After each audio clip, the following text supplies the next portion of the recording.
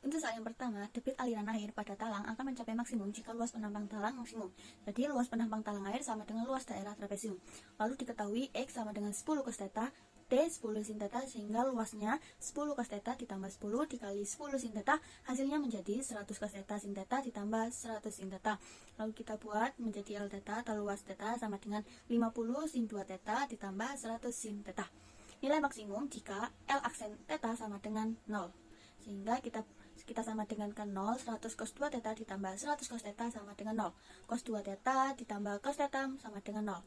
Lalu 2 cos kuadrat theta ditambah cos theta min 1 sama dengan 0. Kita faktorkan ya, menjadi 2 cos theta min 1, yang satunya cos theta plus 1 sama dengan 0. Untuk faktor yang pertama, cos theta sama dengan setengah atau cos theta sama dengan min 1. Untuk cos theta sama dengan setengah itu bernilai 60 derajat, sedangkan yang bernilai min 1 itu 180 derajat. Karena theta merupakan sudut lancip, maka theta sama dengan 60 yang akan menyebabkan debit aliran air mencapai maksimum. Jadi jawabannya 60.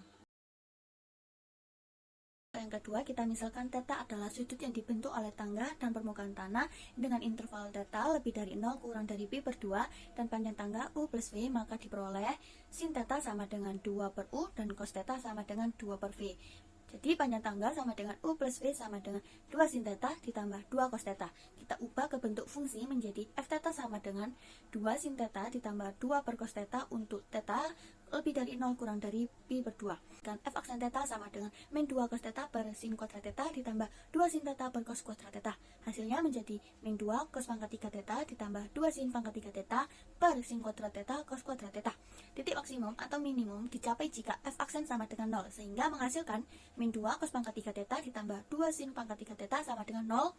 Lalu hasilnya menjadi min 2 cos pangkat 3 theta ditambah 2 sin pangkat 3 theta sama dengan 0.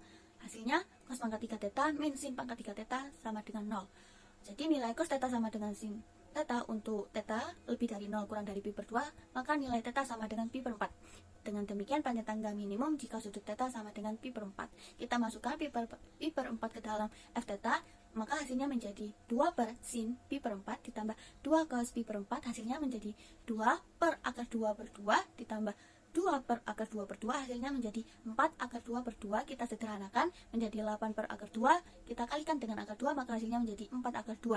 Jadi panjang tangga minimum yaitu 4 akar 2 meter atas sekitar 5,66 meter. Lalu untuk soal pemodern fungsi, di sini tentukan fungsi naik dan fungsi turun dari fungsi fx sama dengan cos x pada interval 0 sampai 360 derajat. Karena yang pertama kita ambil turunan pertama dulu. Jadi turunan pertama dari cos x itu f aksen x sama dengan min sin x. Lalu langkah yang kedua, tentukan rumus fx sama dengan f aksen x sama dengan 0. Jadi f aksen x sama dengan 0 di sini, min sin x sama dengan 0, kita kalikan dengan min 1 sehingga sin x sama dengan 0. Sin yang bernilai 0 itu dari 0 derajat, lalu ada 180 derajat dan 360 derajat. Lalu langkah yang ketiga, kita uji nilai fungsi. Kita buat garis dari 0 derajat, 180 derajat dan 360 derajat. Lalu kita uji salah satu titik dari 0 derajat sampai 180 derajat. Di sini memakai 30 derajat. Lalu kita masukkan f aksen x 30 derajat itu sama dengan min setengah. Jadi f aksen x kurang dari 0 karena min setengah itu kurang dari 0. Lalu kita uji salah satu titik pada 180 derajat sampai 360 derajat. Di sini saya menggunakan 210 derajat. F aksen 210 derajat itu sama dengan setengah. Setengah itu lebih dari 0. Jadi kesimpulannya fx naik pada interval 180 derajat hingga 360 derajat karena f aksen x lebih dari 0. Lalu fx turun pada interval 0 derajat hingga 180 derajat karena f aksen x kurang dari 0. Lalu untuk soal yang mencari kemiringan garis turun, di sini diketahui kurva y atau fx sama dengan 2 sin x plus d. X1 nya pi per 3. Lalu untuk rumus gradiennya itu f aksen x1 menjadi min 2 cos x. Kita masukkan x-nya di sini pi per 3, maka menjadi min 2 cos pi per 3. Lalu cos pi per 3 itu cos 60 derajat, sehingga min 2 cos 60 derajat, maka 60 derajat itu setengah akar 3, sehingga min 2 dikali setengah akar 3, kita bisa sederhanakan ini menjadi min akar 3, sehingga kemiringan garis singgung pada kurva fx sama dengan min 2 sin x plus b itu sama dengan min akar 3. Lalu bentuk persamaan garis singgungnya y sama dengan min akar 3x plus d. Untuk soal titik belok, di sini diketahui fungsi fx sama dengan cos x untuk interval dari 0 hingga 2 pi. Langkah yang pertama kita turunkan dahulu. Di sini kita akan memakai turunan kedua Jadi turunan pertamanya akan menjadi f aksen x sama dengan min sin x. Lalu turunan keduanya f aksen x sama dengan min cos x. Lalu langkah yang kedua kita samakan 0, sehingga min cos x sama dengan 0 kita kalikan dengan negatif 1, hasilnya cos x sama dengan 0. Cos x yang akan bernilai 0 itu jika x nya itu sama dengan 90 derajat dan 270 derajat. Kita dapatkan titik y nya untuk cos 90 sama dengan itu 0 juga. Lalu untuk x 270, y nya cos 270 sama dengan 0. Kita ubah menjadi pi. Untuk x 90 derajat atau pi per 2, titik y nya 0, sehingga titik beloknya saat x 90 derajat y nya 0.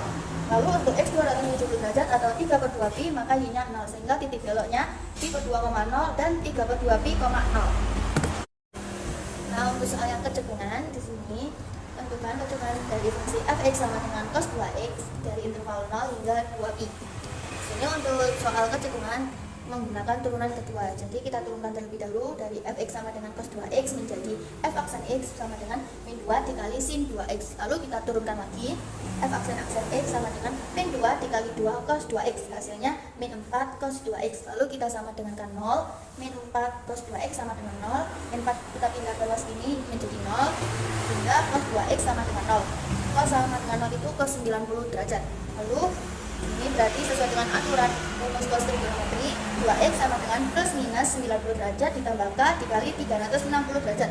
Bisa kita sederhanakan, dibagi 2 menjadi x sama dengan plus minus 45 derajat ditambah k dikali 180 derajat. Lalu kita uji pada k sama dengan 0, kita dapatkan x untuk yang positif 45 derajat atau pi per 4. Lalu untuk x untuk negatif kita dapatkan 315 derajat atau 7 pi per 4. Lalu untuk k sama dengan 1, untuk x positif kita dapatkan 225 derajat atau 5 pi per 4. Sedangkan untuk yang negatif kita dapatkan 135 derajat atau 3 pi per 4. Lalu kita gambar garisnya mulai dari 0, pi per 4, 3 pi per 4, 5 pi per 4, 7 pi per 4, dan 2 pi. Perlu diingat kembali bahwa f aksen x lebih dari 0 maka dia cekung ke atas. Sedangkan kalau f aksen x kurang dari 0 maka akan cekung ke bawah. Kita uji pada salah satu titik dari 0 hingga pi per 4. Di sini saya menggunakan pi per 6, sehingga kita masukkan ke dalam f aksen x itu pi per 6, kita dapatkan min 4 plus pi per 3.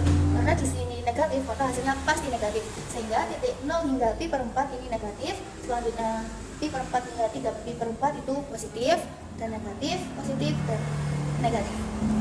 Sehingga kesimpulannya cekung yang ke atas bisa kita dapatkan mulai dari pi per 4 hingga 3 pi per 4, dan yang cekung ke atas juga itu 5 pi per 4 hingga 7 pi per 4.